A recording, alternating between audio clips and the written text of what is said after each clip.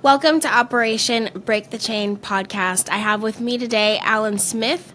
He serves as the executive director for Saving Innocence, an anti-human trafficking organization focused on the recovery and restoration of child victims of sex trafficking in Los Angeles, California.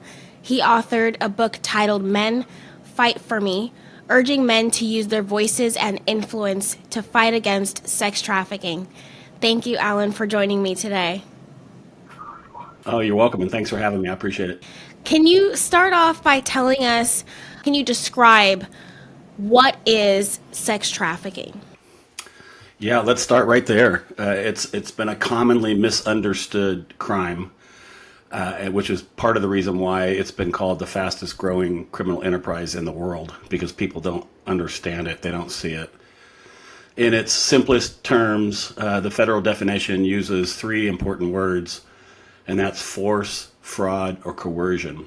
And so it's compelling someone to do something they don't want to do, in this case, sex trafficking, perform sexually in some way by means of force, fraud, or coercion in an exchange for something of value, and it's usually money. There could be a different kind of an exchange, but the typical scenario is a trafficker, a street name where they'd call him a pimp, but the trafficker asserts his ownership and control over someone who's vulnerable. It's been referred to as the modern day slavery, and so people are enslaved. They don't have a choice, and that's part of the major misunderstanding still to this day, is that somehow there's a narrative out there that people think that somehow the victims are choosing to live this lifestyle, and they don't have a choice. And through force, fraud, or coercion, or a mixture of all three of those somehow or other, they're compelled to be bought and sold 6, 8, 10, 12, 15 times every single day for money. That's, in essence, what sex trafficking is. Okay. And you work specifically with children. Well, for the first 12 years, Saving Innocence has been around for 14, and for the first 12 years, it was exclusively and specifically minors, children. Since then, in the last 2 years, we've enlarged that scope, and we now will work with adults as well as labor trafficking victims. Oh. So we've expanded our work through a partnership with LA County. Okay. Wow. Okay. That's great. Can you tell us what your role is at Saving Innocence? And you did say that you work with child and adult victims of sex trafficking and labor trafficking. What does the day-to-day look like? What is it exactly that you do for these victims? Yeah, well, so my specific role is the executive director, so I'm responsible for everything. It all ends up with me, and so I have the privilege of leading this team.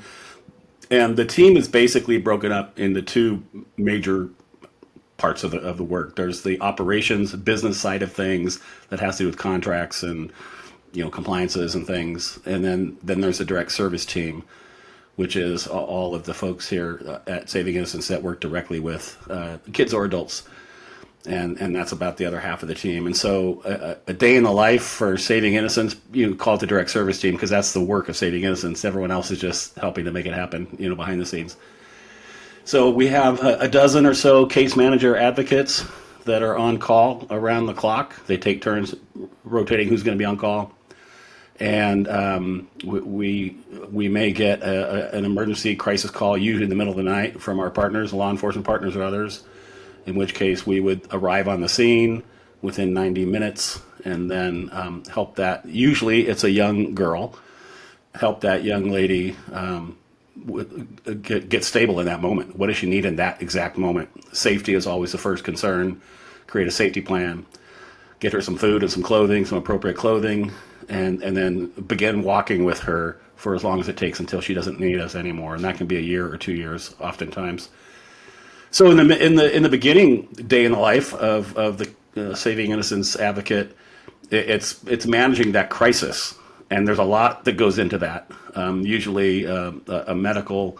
There's something medically happening with that victim because of the life that she's been forced to live, and so we're tending to those. Oftentimes, there's mental health, challenges because of all that's gone on, maybe some substance abuse that's been forced upon her. All these kinds of things are happening, and so trying to figure out, okay, where are we? Where is she? And we help connect the dots with all the professionals that can help with those specific things. And then later on, there's a little bit of time and space, between their trafficker and that life.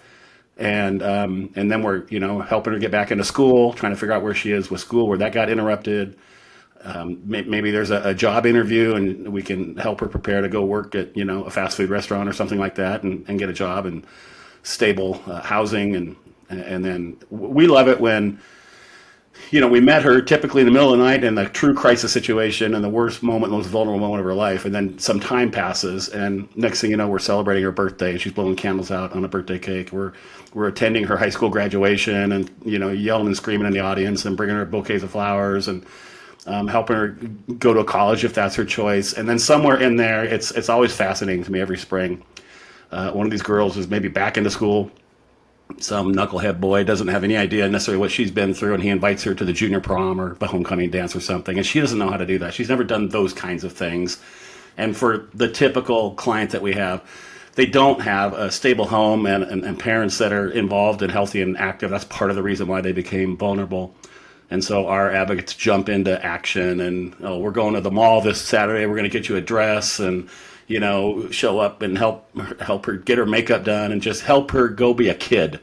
Normal kid kinds of things that have been robbed from her thus far. And, some of those is a high school dance and sometimes we're taking them to Disneyland or, just those kinds of things are really, really fun for our staff as well.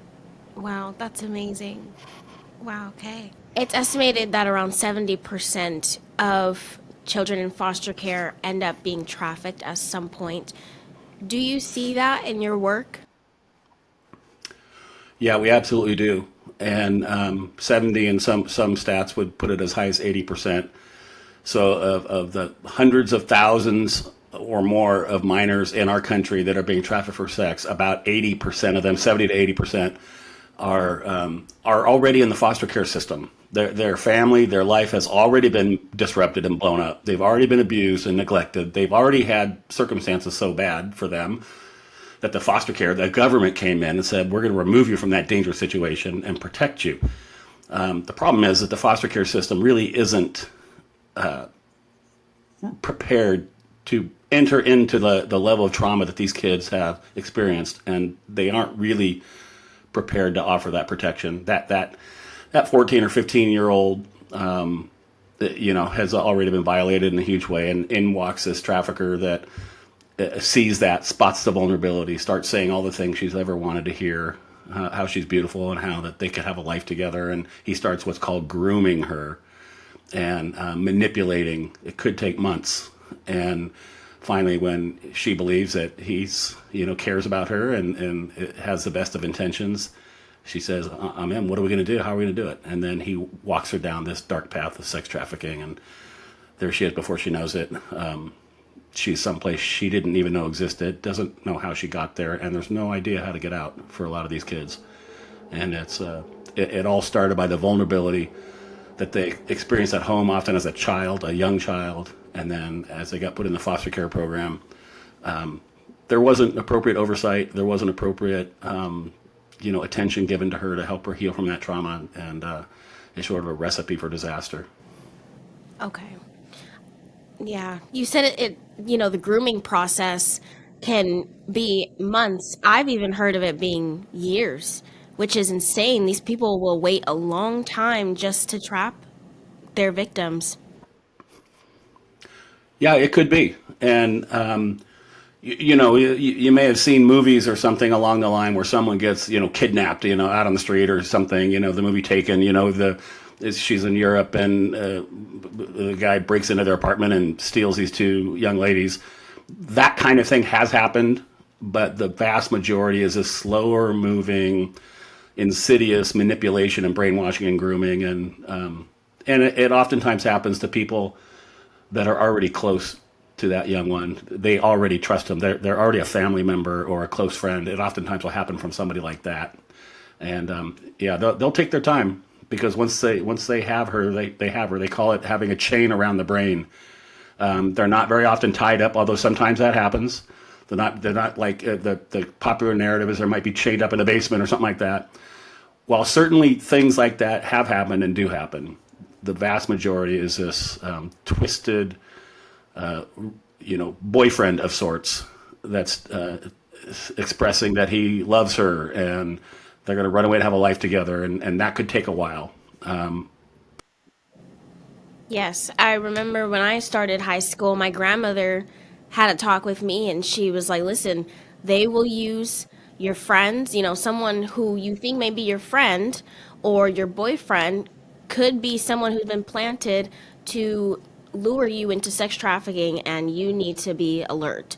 So, with that being said, what can peers and teachers do to help protect their these other students, especially, being foster kids, they're already very vulnerable to this kind of manipulation.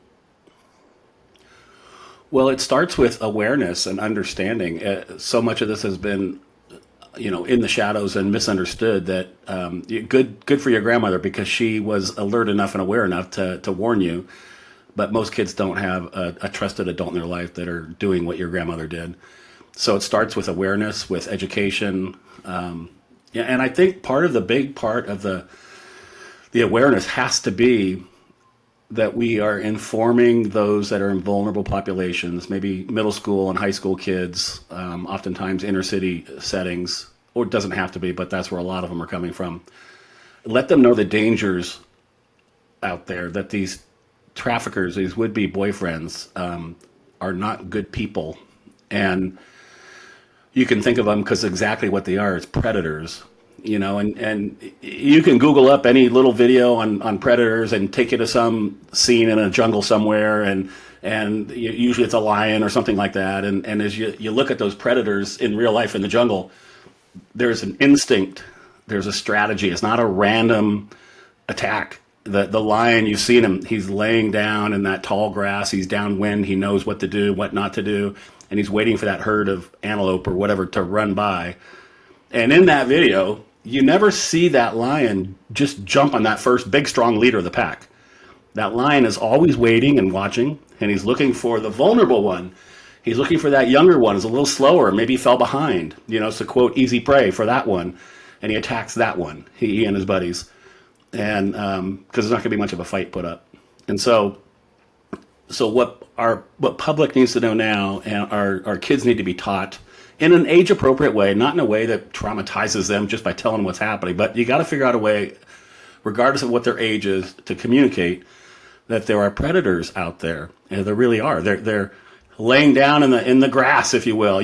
They're on today's technology, playing video games with somebody else live online that's got the headphones and they're saying something to your son or daughter, and you don't even know because your son or daughter's headphones on. And what are they saying? So parents have to be vigilant because there are predators out there that are strategically swirling around looking for that slow, timid, unaware victim. So what I say to parents or school teachers or administrators or anyone close to a kid is make sure that the kids you have relationship with that are in your charge are not the slow, weak, timid, unaware ones.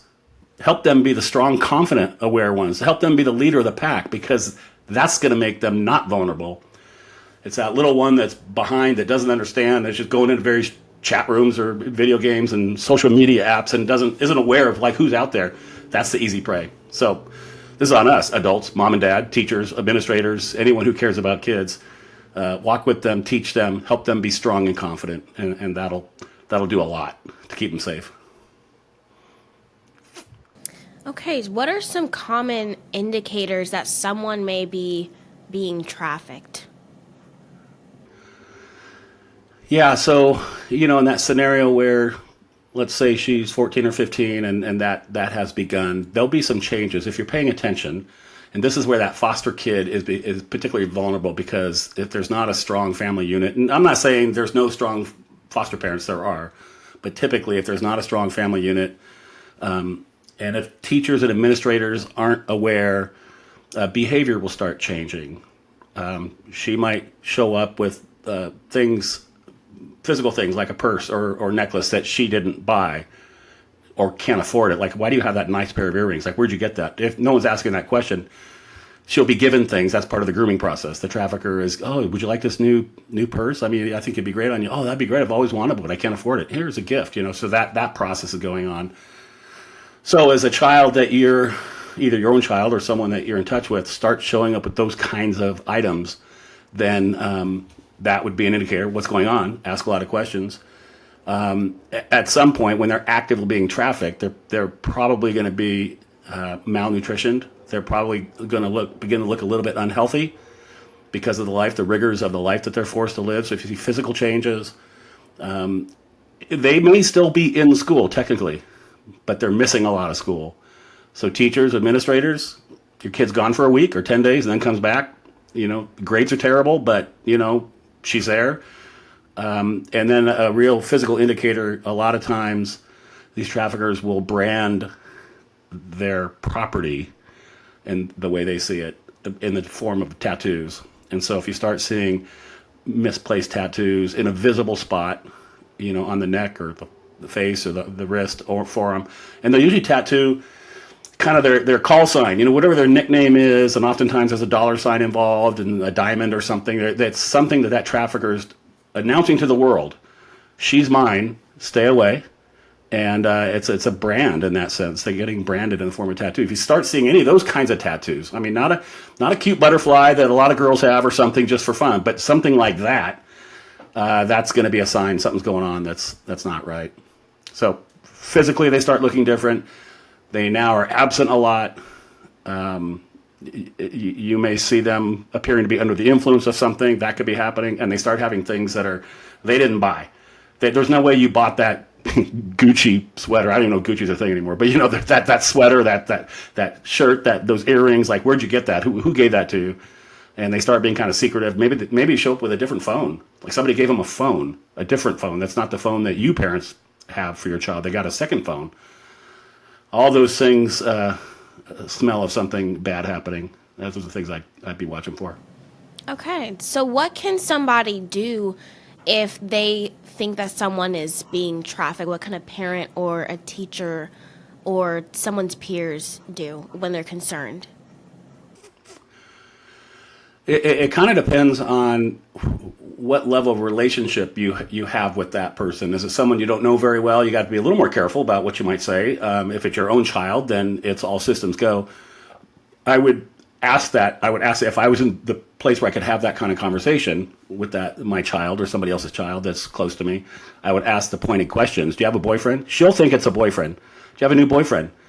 Start asking probing questions about that. Oh, well, who is he? Well, she won't tell you pictures. She won't, show you any pictures, anything like that. At the end of the day, depending on where someone lives, there's a crime happening. And if you're sure you see all these things, I would call your local police department, 911, say, I have a suspected sex trafficking victim, a minor. And depending on where you live, they may already have task force set up, Department of Children and Family Services version of that, whatever county you're in, they probably already have something in place, some kind of a hotline. That's how we work in Los Angeles. Somebody would call the DCFS, Department of Children and Family Services. There's a hotline, then we get called, show up. So there may already be some infrastructure, some apparatus in your space, but if you suspect it, call 911. That's the easy one. See something, say something. And even if you're not sure, hey, listen, I don't know if this is it, but I need to talk to somebody. Here's what I'm seeing. And if it looks like there's adequate reason for them to engage, then they will. Okay. All right. So let's talk about your book. It's titled Men Fight For Me and subtitled The Role of Authentic Masculinity in Ending Sexual Exploitation and Trafficking. Where do those titles come from? Yeah, they come from very specific places. My work with Saving Innocence, I've been here 8 years now, a little over 8 years. And I realized early on, became obvious, and I would have suspected this, but I saw it for real, that the biggest part of the problem of trafficking, sex trafficking, is men. Most of the buyers are men. Most of the sellers or the traffickers, it's mostly men. And it's mostly broken men. It's mostly weak, passive men who are addictive, they're vindictive, they're narcissistic. There's broken men are causing this crime. And that was really bothering me when I'd see that. I'm a man. Like, this bothers me that I'm part of the species that's causing the world such great harm. And so that was simmering. And then I went to there was a conference in LA, and a couple of our staff members were on a panel, and I just went there to be in the crowd and sort of support them. And there was a particular survivor on the stage that was sharing her story. And cut to the end of her story, she said, after 5 months, I found out she began to believe all these lies that were being told to her, that she was worthless and shameful and all those things that weren't true, but she was believing the lies and the manipulation. And she said, I could no longer fight for myself. I needed someone to fight for me. And she told a story about how a third party, somebody came in and, helped basically fight for her and liberate her. So that, when she said I needed someone to fight for me, that really sort of hit me between the eyes. It's like, okay, I'll fight for you. I'll fight for you and you and you. And I'm going to see how many good men and women. But again, the missing ingredient is men. If I go to some kind of a conference or a training, it's almost all women, and they're great. I know a bunch of them. They're all-stars. They're heroes. They're killing it. But you look around, the biggest problem is caused by men, and there's almost no men part of the solution. So, okay, here's my niche. Here's my lane. I can speak to men in a way that, that they'll hear differently, because I'm one of them. I'm one of us, guys. So she said I needed someone to fight for me. She didn't say I needed men to fight for me. She said I needed someone to fight for me. And so we added the word men to the second part of what she said, and the target audience of the book is men. And it's my contention that in the book that if we can get enough men living differently, living strong, positive, healthy ways, then sex trafficking will go away, because there won't be any more buyers and there won't be any more sellers if we can get men going the right direction. And, I would say that the authentic masculinity part, I think there's a narrative out there in our society that any masculinity is therefore, quote, toxic masculinity. You've probably heard that phrase. And so it's almost, you almost can't admit that you're a man or a strong man. And so what's happening is weak, passive men are stepping back, and it's creating a gap for strong men with bad intentions to step in. See it on the world stage. So I'm challenging men to step up and live not in a cheapened, diminished, watered down version of masculinity, but a helpful, positive, one that brings healing, not more hurting. And so we outline that in the book. We talk about what authentic masculinity is, and we challenge men, and really a lot of people are reading, a lot of women are reading it and loving it. There's a lot of stuff that doesn't matter if you're a man or woman in the book. There's a lot of survivors telling their stories, and we're breaking down the crime and all that. But there is a portion of my male voice trying to grab a hold of men.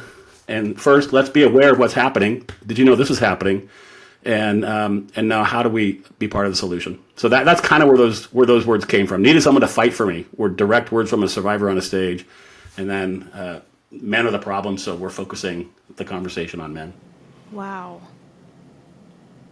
that would grab me too. If somebody said I just need someone to fight for me, that would grab me too.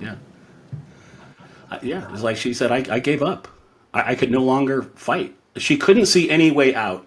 This trafficker had her home address and her school address. She was away at school, and he was threatening to kill her parents and her roommate if she didn't do exactly what he was requiring of her. Now, it's like, so she was stuck. How do I get out of this without getting my parents killed and my friends killed? Like, I don't know what to do. She made an attempt on her own life. She said many times in her stories, in her testimonies, because that was the only way she could think to get out of it and not harm her loved ones. And she's just, I need someone to fight for me. All right, let's go. Here's our battle cry. Let's go. Oh my gosh. Wow. Well, I'm glad you stepped up to the plate, really. So let's talk about contributing factors to this. It's more widely talked about now that pornography feeds into the sex trafficking industry. What are your thoughts on that? And also, do you think that specific categories of pornography, such as barely legal, play a role in someone's taste for buying sex from minors? 100%, and we actually go into some detail in that book. And by the way, we have a little website called fightforme.net that book, and it shows the biographies of the contributors and the survivors, and there's a lot of other information. There's other resources to look at if you want to take another step. So fightforme.net is where that book can be found. It's also on Amazon, but we created a little website with more information on it. And in the book, we do talk about pornography. It's absolutely the on-ramp to sexual addiction, sexual abuse, eventually sex trafficking. We quote one particular survivor in the book that says she was trafficked into a movie set, motel room or something, and trafficked means she had no choice whatsoever, zero choice. She had to go. And they, filmed her being raped, and that video made it up onto a popular porn site, and there were millions of views. And she says every time someone watches that video, they're watching me being raped. So what we know from our work and various studies and conversations from people that have really looked into the pornography part of it is that most of the women, I know there's a lot of men on screen too, but most of the women, and I suppose the men, don't want to be there.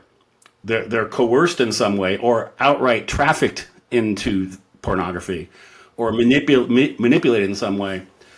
And so that's some of my message to men. Again, this is my lane. I know a lot of women sometimes look at pornography as well, but guys, you don't know who is there truly consensually and who's there against their will. And we're telling you, the majority are there against their will in some way, shape, or form.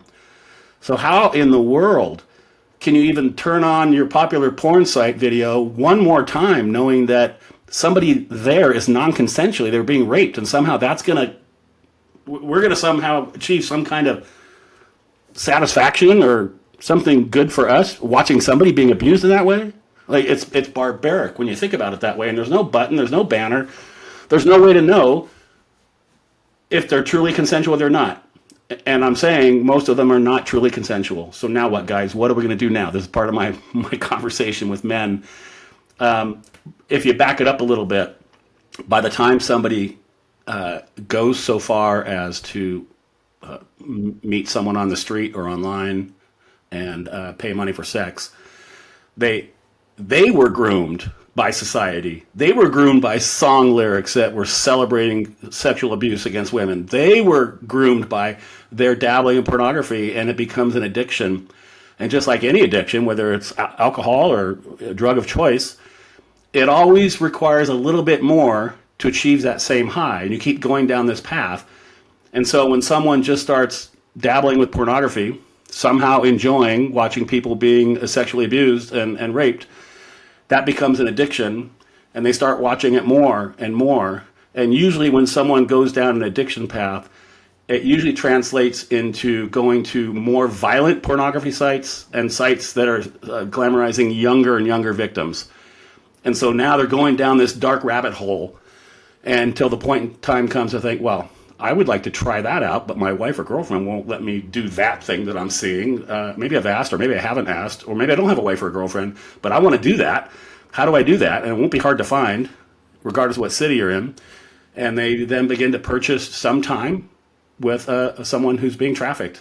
And off they go into this dark underbelly of society. So pornography plays a massive role because it's desensitizing future buyers. It's desensitizing future victims.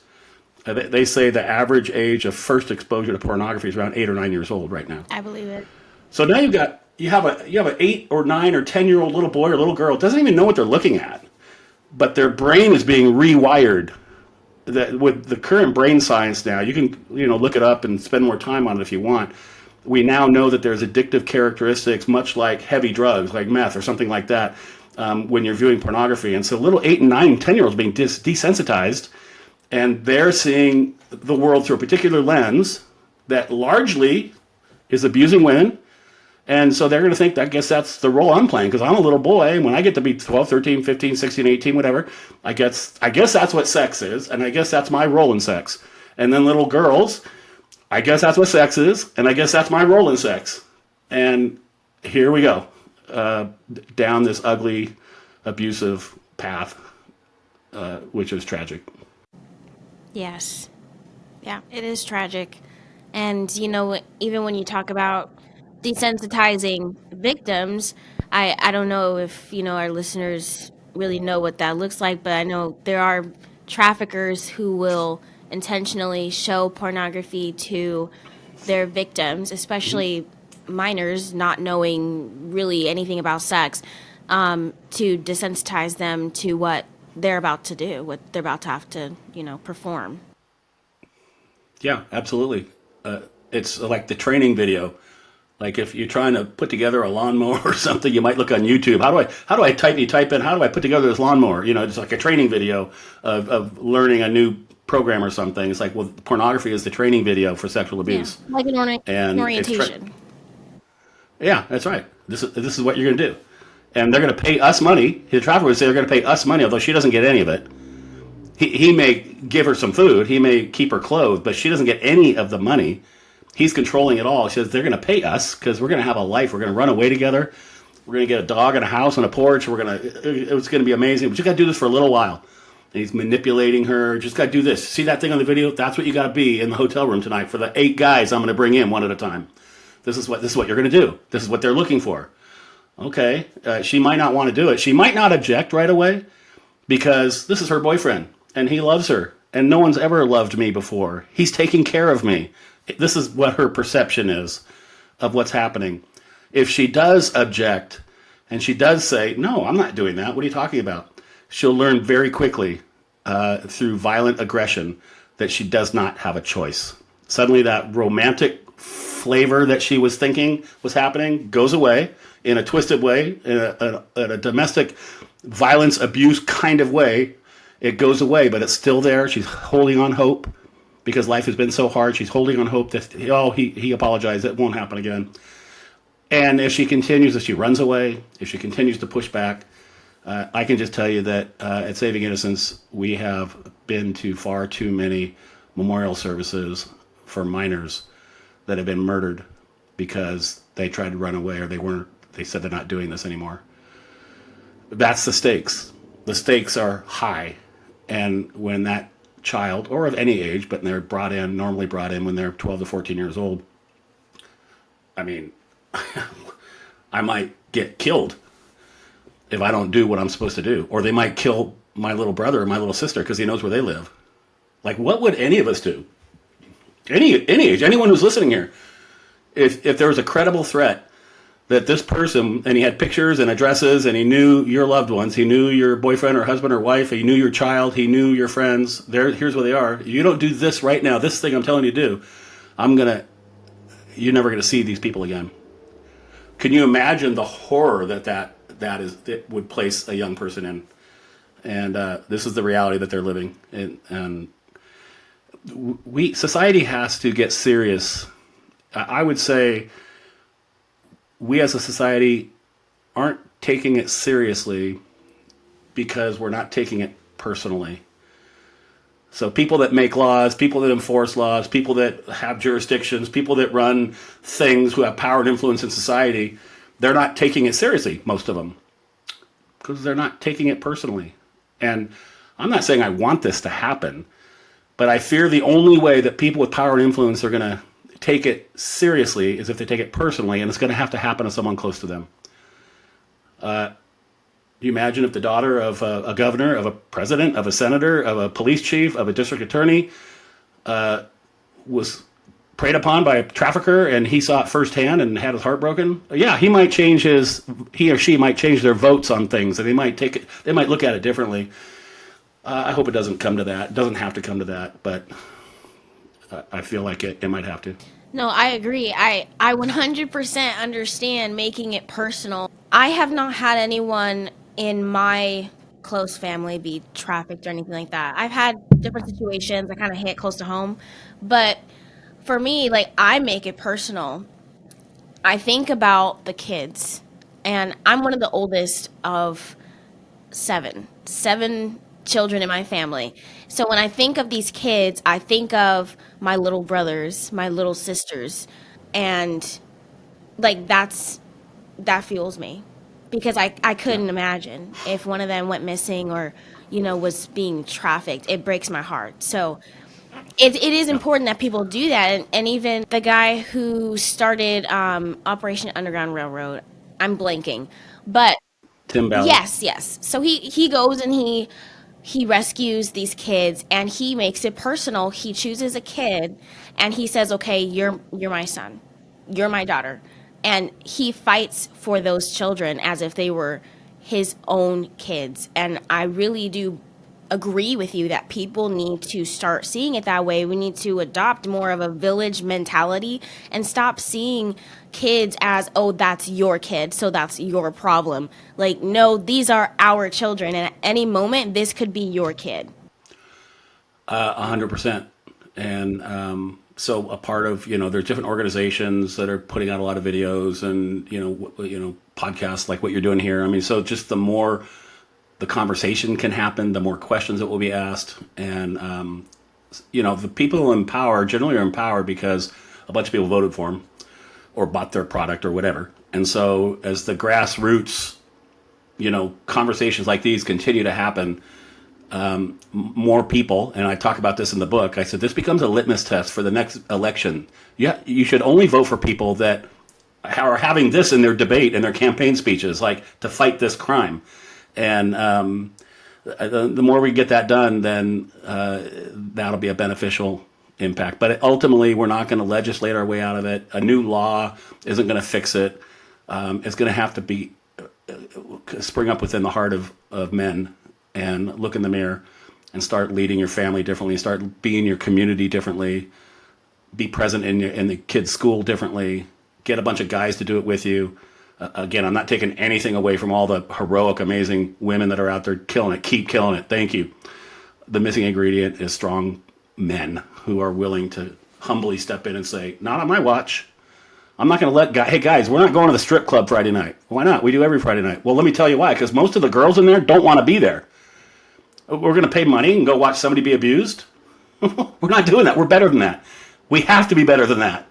Well, I'm going anyway. No, because I'm not going to let you. You want to have a fist fight right now? Like, it's going to take some courageous leadership. That's one of my tenets of authentic masculinity is courageous leadership. Lead with courage. It's going to be courage to make a statement on your social media and go over to your buddy's house who he's watching pornography every minute he gets. Go over to his house and smash his computer and his cell phone, throw it in a bonfire. What are you doing? I'm trying to save your life because you're on a path of destruction. You're heading for a brick wall and you're killing people. You're abusing people in the process. Wow, what do you mean? And then we can have the conversation, one person at a time.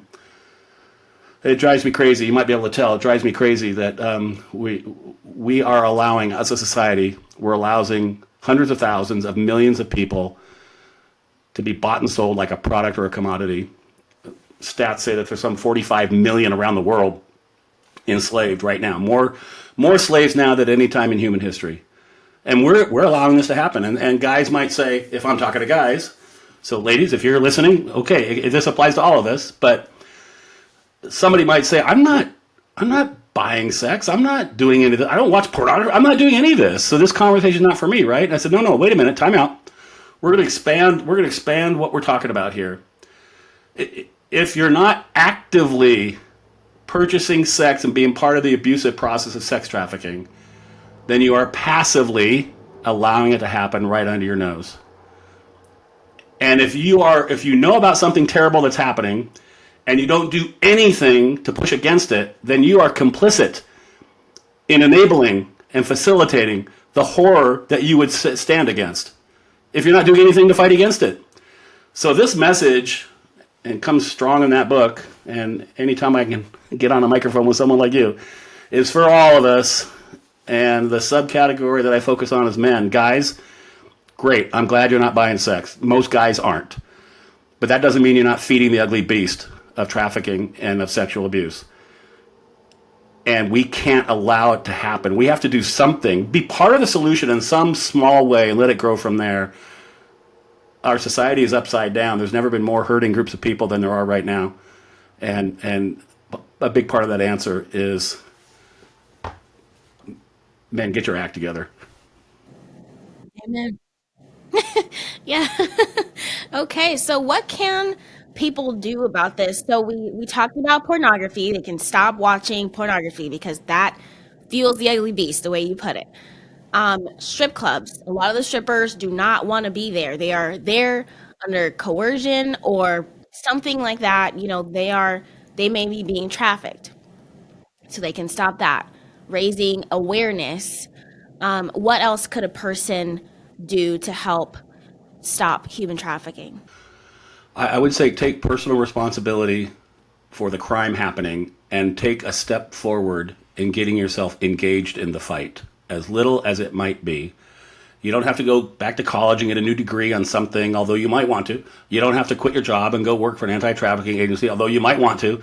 But just take one more step or two steps down the path of learning about it. Starts with awareness and education of ourselves. Go down the rabbit hole of Google and Google anti-trafficking documentaries and videos and whatnot. If you go to Exodus Cry, they're on social media as well as their website. They've been putting out some incredible pornography documentaries that have just been dropping over this last year. Yes. Go to Exodus Cry. I'd go to fightforme.net, the website I told you about.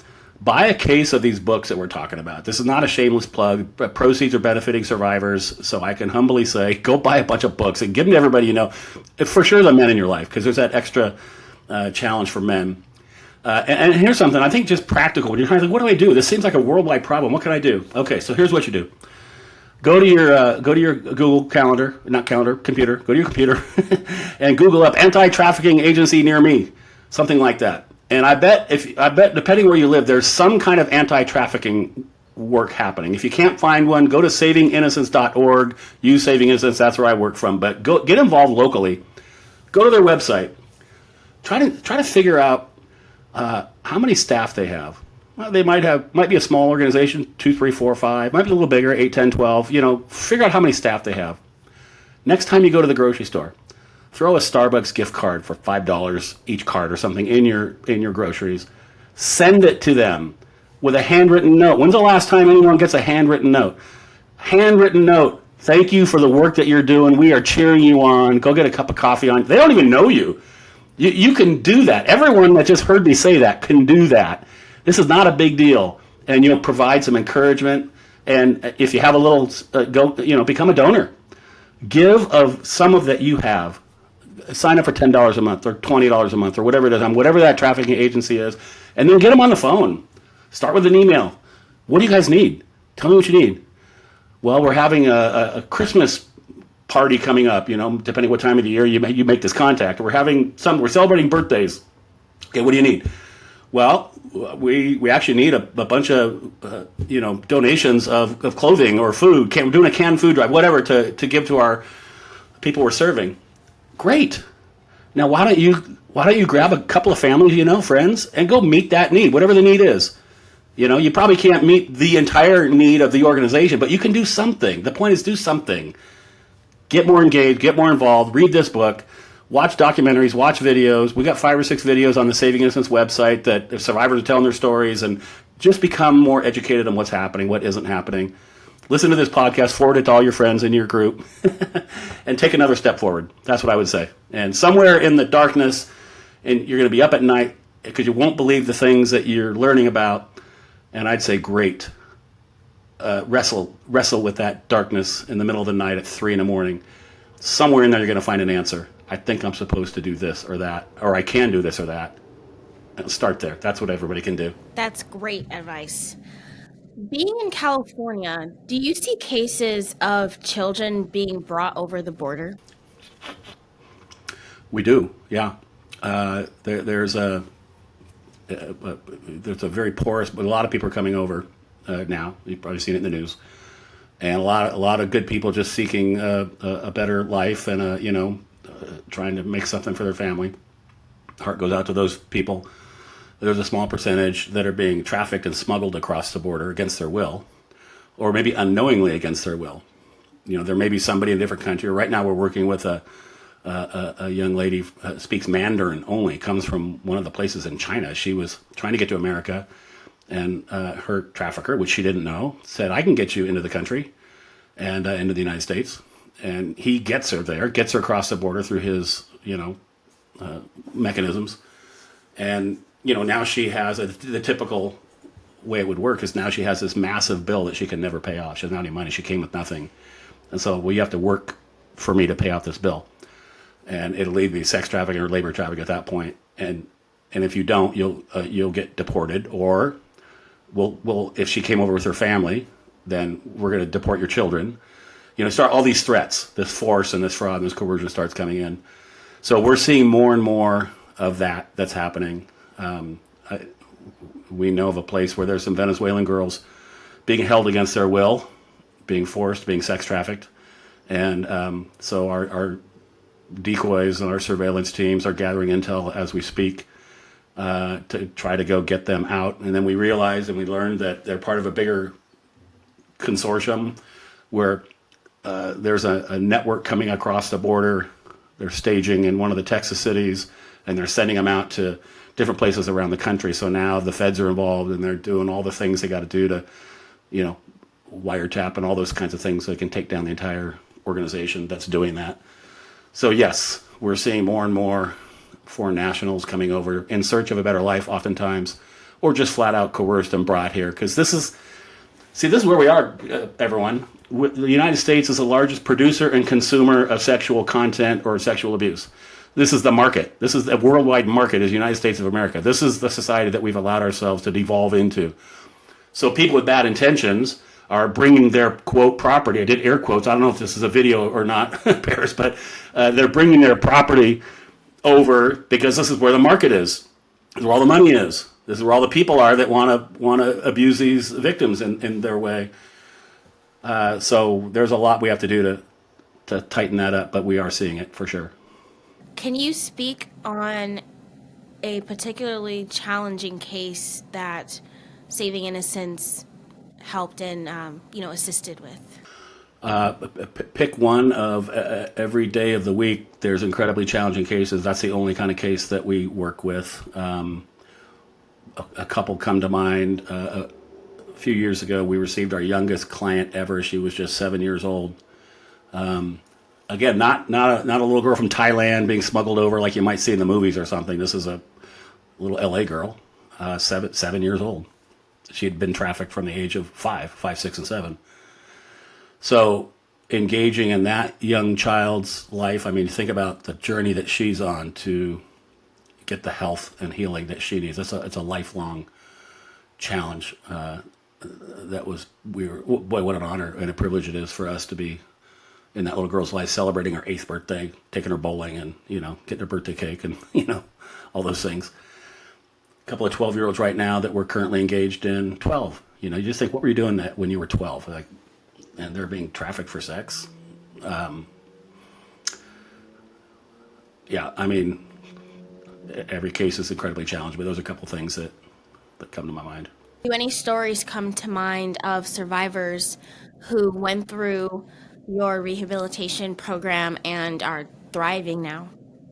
Yeah, that's one of the really fun, rewarding parts of our job is that, I mentioned earlier, we see them graduate from high school and get back into school after what they've been through, and then graduate high school is a big deal. And we celebrate that every year. We have a big graduation party in the summer for all the kids we're working with that graduated high school. And so we see that a lot. And then some of those kids end up going to college. We just, in this last spring, had a girl graduate from Long Beach State and went through their program, their marine biology program, and killed it. And so that's really fun to see them have success in that space. And it sadly doesn't happen for all of them. A lot of them have a journey. They're not quite ready to get back into school, and so we're helping to support them along that. But that's probably the big thing we see. We see dozens of these young survivors graduate school and keep moving on, and that's really fun to see them do that. Well, I'm pretty sure I already know the answer to this question, but what do you say is the most rewarding part of your job? Well, that's interesting. What do you think the answer is? I think that the most rewarding part of your job is the outcomes, how these children's lives are turned around, and now adults as well. Seeing them thrive after they've been through so much. That's absolutely very rewarding. Except I think it's probably a layer out for me, because we don't have control over that. We can help, we can empower, we can be a bridge maker between them and school or work and all that.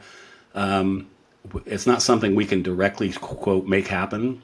It's very rewarding when we see it happen. For me personally, I think what's most rewarding for me is I'm doing what I think I'm supposed to do, and I feel like I'm making an impact. I feel like the things that I've learned in my life's travels. I just came to Saving Innocence 8 years ago, so I was living a whole life another direction, learning, gaining experiences, and then to be able to focus all of that, laser focus on this specific population and this specific team, and then see it be well received and make a difference. That's what's most rewarding for me. Wow, I can imagine. I can understand that too. I can't. Most people, the stats are, I don't know, some 80% or something. People you see driving on the freeway going to work, most people are dissatisfied with what they're doing. They feel somehow locked in because they got a mortgage to pay and a family to feed, and they don't like their job, and they're just like a drudgery, their whole life of drudgery, because they're going to work in a way that they don't want to. And I have the privilege and honor to say that I'm not one of those. I enjoy what I'm doing, and I feel gratified and rewarding for the work that I do. So that's for me. Well, how can our listeners support Saving Innocence? Go to savinginnocence.org, poke around the website, follow us on social media at Saving Innocence, and do the social media things, the like, the tweet, the reshare, the whatever all those things are. Do all those things. We even have a TikTok account. I'm not really sure what that means exactly, but we have one, and we posted a few videos there. So follow Saving Innocence and be part of the conversation and forward it on to your networks. And like I said, poke around savinginnocence.org, learn more about not just the organization, but the work in general. And, if anyone wants to make a donation, it's easy to do that from the website. We would gladly welcome you onto the team that's helping this work to happen. So all of those things would be great. Thank you very much, Alan, for taking the time to speak with me today.